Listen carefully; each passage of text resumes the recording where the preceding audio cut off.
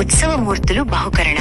Doctor BR Ambedkar Konaseema జిల్లా పోలవరం మండలం మురమళ్ల శ్రీ లక్ష్మీ నరసింహస్వామివారి ఆలయానికి గ్రామానికి చెందిన శ్రీ గోకవరపు రామకృష్ణ దంపతులు గురువారం శ్రీ గోదా రంగనాథ స్వామివార్ల ఉత్సవమూర్తులను బహుకరించారు. సుమారు 26,000 రూపాయలు విలువ చేసే ఇత్తడి ఉత్సవమూర్తులకు బ్రహ్మశ్రీ పాణంగిపల్లి సూర్యనారాయణాచార్యులు, బ్రహ్మశ్రీ సుదర్శనం సత్యనారాయణాచార్యులు శాస్త్రోక్తంగా పూజలు జరిపారు. తొలుత గణపతి పూజ, పుణ్యాహవాచనం, మండపారాధన, అభిషేకం తదితర కార్యక్రమాలు జరిపారు.